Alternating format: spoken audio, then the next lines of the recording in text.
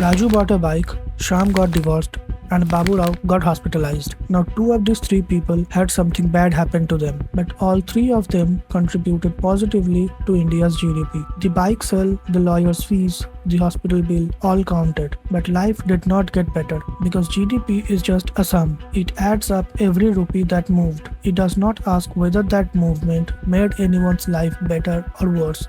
And that right there is the most important thing to understand before you ever trust a GDP headline again. Let us get the actual definition out of the way first. Gross domestic product is the total value of all goods and services produced inside a country in a given period, usually a year or a quarter. That is it. It's a sum, nothing more. A billionaire buys a private jet. A daily wage worker buys a packet of biscuits. Both gets added in the same number. GDP adds them up without any judgment. So the number tells you one thing, the size of the economy. It does not tell you whether things got better. It does not tell you who benefited. A country can have $1 trillion GDP and still have crumbling roads, no clean water, and millions who cannot afford food. And it's not like GDP misses things. It actively counts the wrong things. If crime goes up in a city, people buy security cameras, hire guards, and install alarm systems. People suffer more, but GDP goes up. GDP can also go up during a war, and it actually did for multiple countries during World War II.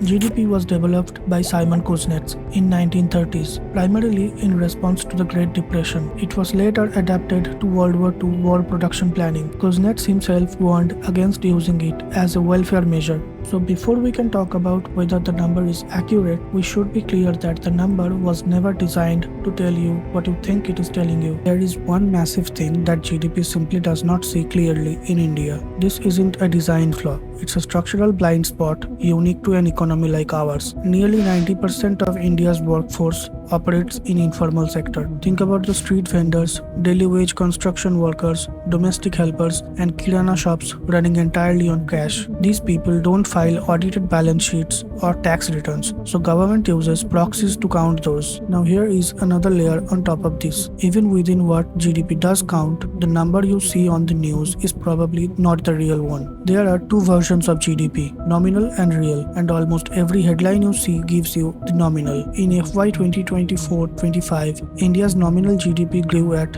around 9.8%. Sounds great, but real GDP after stripping out the inflation grew at 6.5%. That is a gap more than 3 percentage points. Those 3 points are not growth. That is just things getting more expensive. But even real GDP has a problem. It is a total number and India has 1.4 billion people. Divide GDP by population and you get per capita GDP, the average share of economic output per person. India's total GDP is now similar to UK's. We are genuinely the 6th largest economy in the world by nominal size, but our per capita GDP is still a lot less than UK's because we have a lot more people, and then averages have their own problem. They lie. Most people assume the wealth distribution looks like a bell curve. Most people in the middle, a very few rich, a very few poor, comfortable and symmetrical. That is not how it works. Wealth actually follows the power law. Distribution is not a hill, it's a cliff. The top 1% of Indians hold roughly 40% of the country's total wealth. The bottom 50% holds 6.4%. That is not a bell curve, that is a hockey stick. A tiny number of people sit on an enormous share while everyone else squeezed into what is left. And here is why the gap does not stay fixed.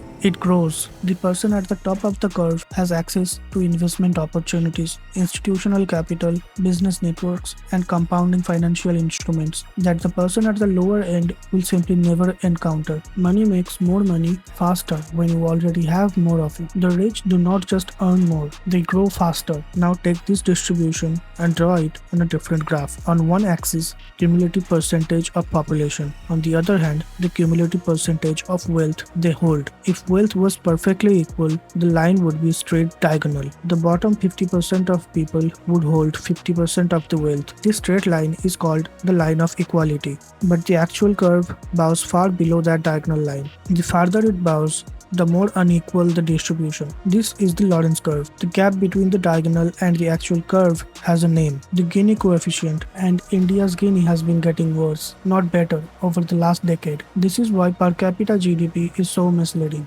You are averaging a power law distribution. The billionaire at the top of the hockey stick pulls the average up so far that the number stops representing anyone who actually lives in the country. The GDP average keeps moving up. The Lawrence curve keeps bowing downwards. Both things are happening at the same time, and both are true. Now here is where things get interesting, because if you bring this up in any argument, someone will immediately pull out a number. According to the World Bank, India's Gini coefficient is 25.5. That makes us the fourth most equal country in the world, more equal than Germany, Japan, United States. Sounds incredible, right? Almost too good to be true, because it is. If you actually open the document, here is what it says. In the very next sentence, here is why the 25.5 number is misleading. It is based on consumption, what households spend, not what they earn. Poor households spend almost everything they earn. Rich households save and invest most of what they earn. Their consumption does not reflect their actual wealth at all. So when you measure equality by consumption, it naturally looks far more equal than reality. The income-based Gini, which is how most countries measure it, puts India at 61, not 25. That is one of the highest in the world, almost near South Africa. And the wealth picture is even more stark. The World Inequality Lab, a research institute out of Paris, published a detailed study in 2024 combining tax records, wealth data, and survey data for India going back to 1922. Their finding, by 2022-23, the top 1% of Indians hold 40% of the country's total wealth, the top 10% hold 65%, and the bottom 50% hold 6.4%.